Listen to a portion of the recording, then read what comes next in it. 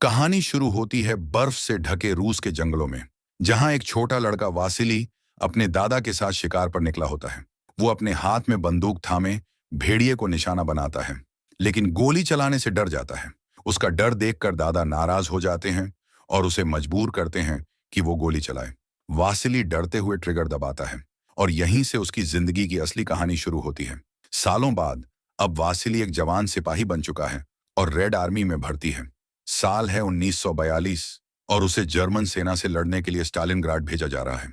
Train के सफर में उसकी मुलाकात एक लड़की तानिया से होती है और वासिली पहली नजर में ही उसे दिल दे बैठता है। लेकिन अगले स्टेशन पर तानिया उतर जाती है और वासिली बाकी सैनिकों के साथ जंग के मैदान की ओर निकल पड़ता है। 20 सितंबर को ट्रेन वोल्गा नदी के किनारे पहुंचती है। सभी सैनिकों को नावों में बैठाकर स्टालिनग्राड ले जाया जा रहा होता है, जो अब तबाही से भरा एक युद्ध क्षेत्र बन चुका है। जैसे ही रूसी सैनिक शहर की ओर बढ़ते हैं, जर्मन फौज हमला कर देती है। ऊपर से बम वर्षक जहाज गोलियां बरसाते हैं और कई सैनिक वहीं ढेर हो जाते हैं। जैसे ही लड़ाई शुरू होती है, कुछ रूसी सैनिक डर के मारे भागने की कोशिश करते हैं, लेकिन वहां दया की कोई जगह नहीं। जो भी पीछे हटता है, उसे खुद रूसी अफसर ही गोली मार देते हैं। उन्हें गद्दार माना जाता है। आखिरकार जहाज स्टालिनग्राड के किनारे पहुंचते हैं। सभी सैनिकों को जोड़ी में बांटा जाता है। कुछ को बंदूक दी जाती है तो कुछ को सिर्फ गोलियां। वासिली के हिस्से में सिर्फ गोलियां आती हैं। बंदूक किसी और को मिलती है। अब सबको सीधे जंग के मैदान में भेज दिया जाता है। सिग्नल मिलते ही सभी सैनिक आगे बढ़ते हैं। गोलियों की बारिश के बीच वासिली सिर्फ एक बंदूक की तलाश करता है ताकि लड़ सके।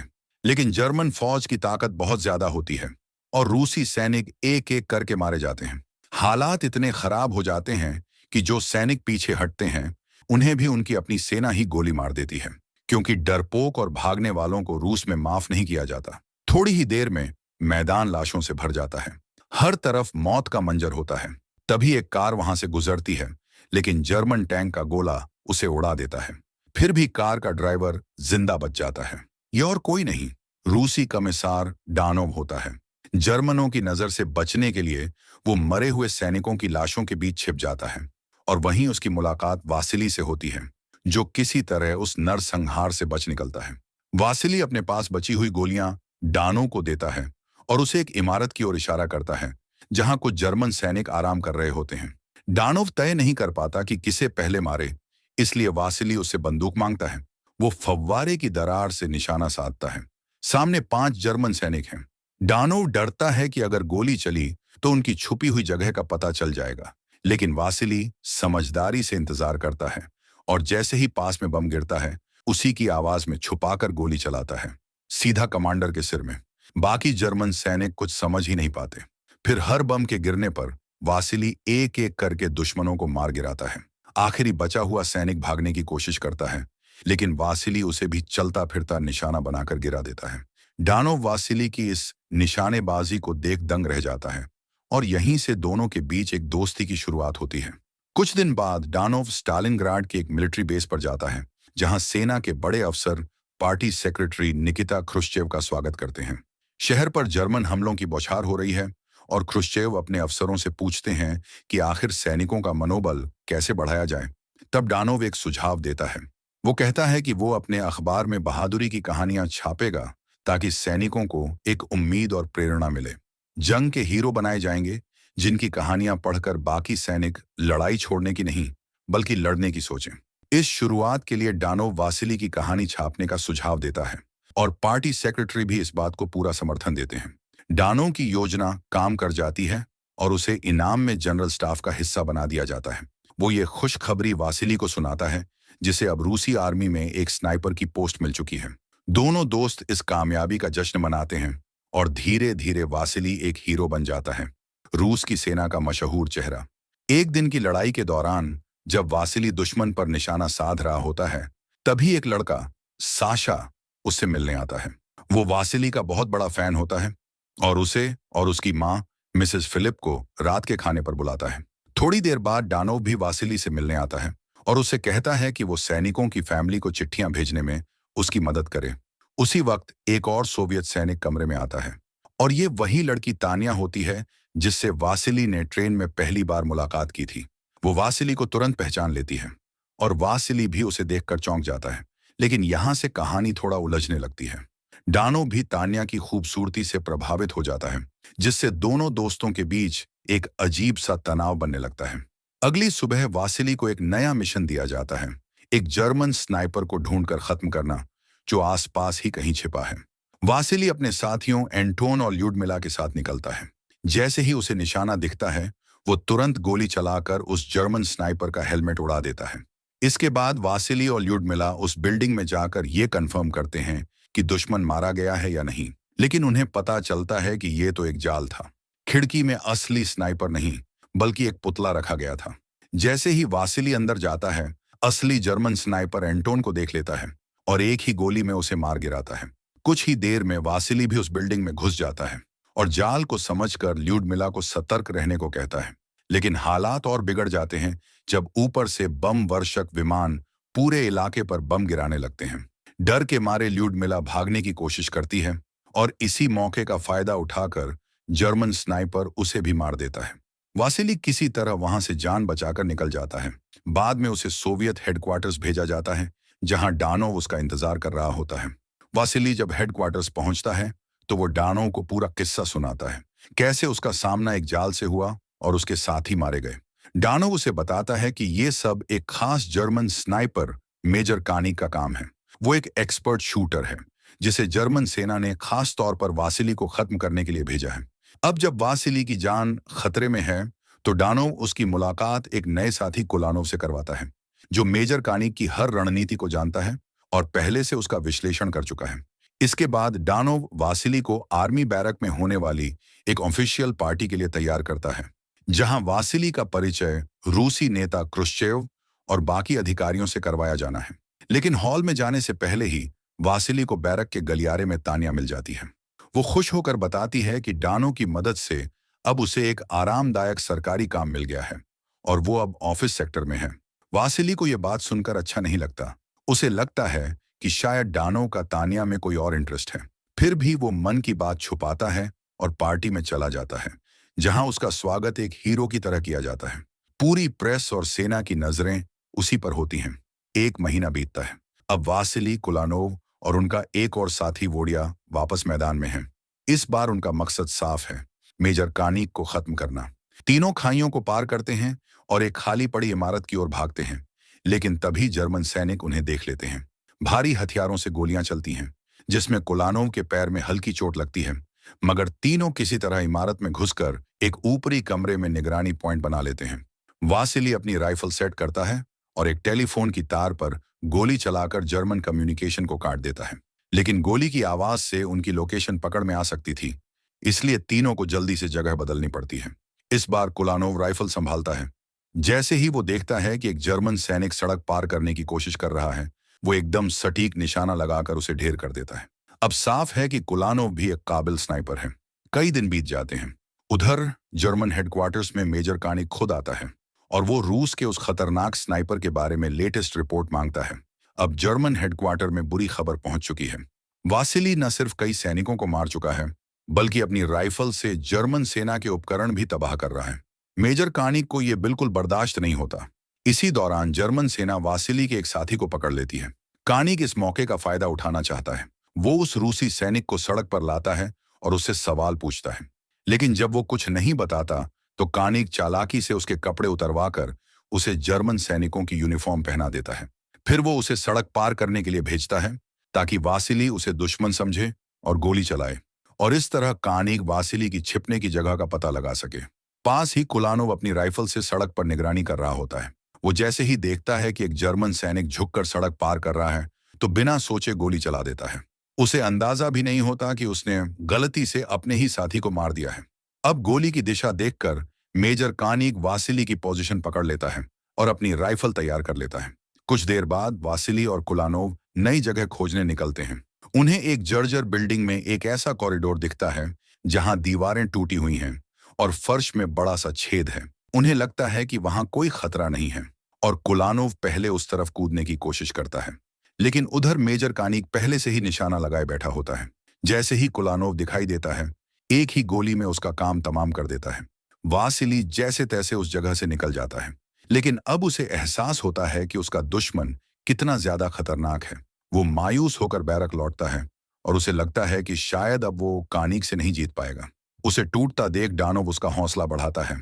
वो कहता है कि वो हर मुमकिन मदद करेगा ताकि वासिली इस मुश्किल को पार कर सके। लेकिन डानो को पहले एक काम चाहिए। तानिया उससे कह चुकी थी कि वो फील्ड में जाना चाहती है, न कि ऑफिस में बैठकर जंग का इंतजार करना।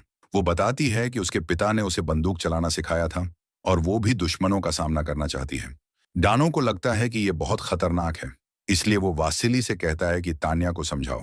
वासिली तानिया से मिलने जाता है। वो तानिया को बताता है कि एक स्नाइपर की सबसे बड़ी मुश्किल ये नहीं होती कि वो कितना मारता है, बल्कि ये कि मरे हुए चेहरों को कभी भुला नहीं पाता। वो कहता है कि तानिया के साथ भी यही होगा, वो भी उन चेहरों को हमेशा याद रखेगी।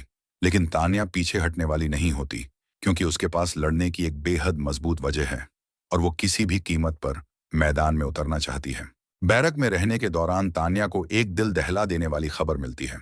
एक ट्रेन जिसमें रूसी नागरिक सवार थे, उसे जर्मन सेना ने रोक लिया था और सभी यात्रियों को पुल पर लाइन में खड़ा करके बेरहमी से गोली मार दी गई थी। इन्हीं लोगों में तानिया के माता पिता भी थे। ये सुनकर वासिली का दिल दहल उठता है और अब वो तानिया की लड़ने की वजह को पूरी तरह समझ जाता है। अब दोनों साथ मिलकर लड़ने का वादा करते हैं, लेकिन उन्हें पता नहीं होता कि दूसरी तरफ मेजर कानिग साशा से मिल चुका है। कानिग वासिली के बारे में जानकारी मांगता है। शुरुआत में साशा मना कर देता है, लेकिन जब कानिग उसके परिवार के लिए खाना देने की बात करता है, तो मजबूरी में साशा वासिली की गुप्त रास्तों की जानकारी दे देता है। वो बताता है कि वासिली अक्सर सीवर के टनल से होकर ट्रैक्टर फैक्ट्री पहुंचता है, वहीं से शहर में घुसता है। अब जब मेजर कानिग को सब कुछ पता चल गया, तो वो एक खतरनाक प्लान बनाता है और सही मौके का इंतजार करने लगता है। 1 महीना बीत जाता है। वासिली कॉफी खत्म करता है और एक साथी सैनिक के साथ शहर की निगरानी पर निकलता है।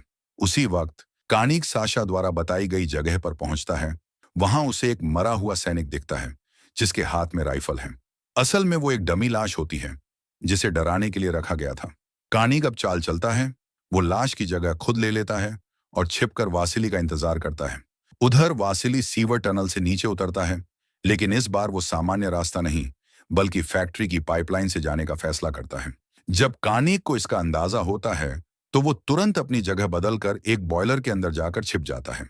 अब जैसे ही वासिली और उसका साथी पाइप से बाहर आते हैं, कानिग उन पर निशाना साधता है और गोली चला देता है। वासिली तो बच जाता है, लेकिन उसका साथी कंधे में घायल हो जाता है। वासिली तुरंत स्टोव के पीछे छिप जाता है, लेकिन उसकी बंदूक जमीन पर गिर चुकी होती है। अब वो अपनी जान बचाने के लिए एक डोरी में पॉकेट नाइफ बांधकर राइफल की तरफ फेंकता है, ताकि खींचकर उसे वापस ले सके। लेकिन जैसे ही वो राइफल खींचने की कोशिश करता है, कानिग डोरी पर गोली चला देता है और रस्सी टूट जाती है। स्थिति और बिगड़ जाती है जब ऊपर से बम वर्षक विमान फिर से बम बरसाने लगते हैं। एक बम फैक्ट्री की शीशे की छत से टकराता है। कांच के टुकड़े नीचे गिरते हैं। कुछ वासिली के बहुत करीब से निकल जाते हैं। इन्हीं टुकड़ों में से एक शीशा वासिली के पास गिरता है और उसका रिफ्लेक्शन कानिग को दिख जाता है। अब वो और ज्यादा सटीकता से निशाना साधने की कोशिश करता है। इसी बीच वासिली को पता चलता है कि उसका साथी अभी जिंदा है। गोली बस उसके कंधे पर लगी थी। वो उसे चुपचाप बेस पर लौटकर मदद लाने के लिए कहता है, क्योंकि अब जर्मन सेना तेजी से उस जगह की तरफ बढ़ रही थी। रास्ते में सब कुछ तबाह करती जा रही थी। अब जर्मन सेना तेजी से पास आ रही थी और बस एक ही उम्मीद थी, बाकी टीम को लड़ने भेजना। तानिया खुद लड़ने के लिए तैयार हो जाती है। डानो उसे रोकने की कोशिश करता है और कहता है कि वो वापस बेस चले, लेकिन तानिया अब ठान चुकी थी कि वो लड़ाई से पीछे नहीं हटेगी। उधर वासिली का साथी बेस पर लौट आता है और तानिया उससे वासिली के बारे में पूछती है। फैक्ट्री में जंग और तेज हो रही थी। तानिया भी उसी रास्ते से वासिली को खोजने निकलती है। रास्ते में वो कुछ जर्मन सैनिकों को देखती है, लेकिन चुपचाप निकल जाती है। आखिरकार उसे वासिली मिल जाता है, जो अब भी जिंदा था। वासिली उसे छुपे रहने को कहता है और बताता है कि कानिग बॉयलर के अंदर छिपा है। तभी कानिग शीशे के रिफ्लेक्शन में देखता है कि वासिली किसी से बात कर रहा है। वो पाइप की ओर निशाना साधता है, लेकिन कोई नहीं दिखता। इसका फायदा उठाकर वासिली तानिया को कहता है कि फैक्ट्री में कोई और शीशा ढूंढे। उसे एहसास होता है कि सामने रखे शीशे से भी कानिग की लोकेशन पता चल रही है। वो तानिया से कहता है कि शीशे को ऐसे घुमाएं कि सूरज की रोशनी कानिग की आंखों में पड़े। तानिया वैसा ही करती है और रोशनी सीधे कानिग की आंखों में पड़ती है, जिससे उसका विजन ब्लर हो जाता है। ये मौका देखकर वासिली अपनी बंदूक उठाता है और गोली चलाता है। भले ही वो ठीक से निशाना नहीं लगा पाता, लेकिन गोली कानिक के हाथ में लग जाती है। अब कानिक समझ जाता है कि वो हार चुका है और वहां से भाग जाता है। वासिली और तान्या बेस लौट आते हैं, जहां सैनिक जंग से जिंदा लौटने की खुशी में छोटी सी पार्टी करते हैं। पार्टी के दौरान वासिली और तान्या आपस में बात करते हैं। वासिली बताता है कि अगर वो जिंदा बच गया तो किसी फैक्ट्री में काम करना चाहता है। तान्या उसकी बात का समर्थन करती है और दोनों की नजरें बता देती हैं कि अब उनके दिल क्या कहते हैं। लेकिन वासिली जानता है कि डानो भी तान्या से प्यार करता है, इसलिए वो कुछ नहीं करता। पर तान्या अपना मन बना चुकी थी और जब सब सो जाते हैं, वो वासिली के पास जाती है और उसे चुपचाप किस कर लेती है। अगले दिन वासिली डानोव से कहता है कि वो अब शार्प शूटर का काम छोड़ना चाहता है और एक आम सिपाही बनना चाहता है। लेकिन डानोव मना कर देता है। वो कहता है कि वासिली की जरूरत है ताकि रूसी सैनिकों को प्रेरणा मिलती रहे। डानोव बताता है कि साशा की मदद से उसे मेजर कानिक की एक अहम जानकारी मिली है। असल में साशा ने जर्मन स्नाइपर का भरोसा जीतने का नाटक किया और चुपचाप रूसियों के लिए जासूसी करता रहा। उसे पता चला कि कानिक जल्द ही केमिकल प्लांट पर होगा। डानो कहता है कि यही सही वक्त है हमला करने का। वासिली का मन नहीं करता, लेकिन ड्यूटी है और वो साशा के साथ निकल पड़ता है। रात होते ही साशा उसे बताता है कि कानिक कहाँ छिपा है। वासिली जमीन पर पड़ी लाशों के बीच छिप जाता है। कई घंटे बीत जाते हैं, सुबह तक कोई हलचल नहीं।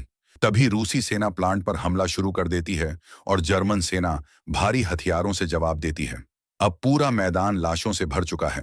वासिली अब भी इंतजार कर रहा है, लेकिन नींद की वजह से वो थोड़ी देर के लिए सो जाता है। उधर मेजर कानिक भी पास ही छिपा बैठा होता है। वो लाशों को स्कोप से देख रहा होता है। तभी एक रूसी सैनिक लाशों की तलाशी लेने लगता है और वासिली के पास जाकर उसकी चीजें चुराने लगता है। इसी बीच कानिक को जमीन पर कुछ चमकता हुआ दिखता है। वो समझ जाता है कि यह राइफल का स्कोप है, मतलब वासिली यहीं कहीं छिपा है। जैसे ही वो गोली चलाने वाला होता है, वो रूसी सैनिक वासिली के सामने आ जाता है।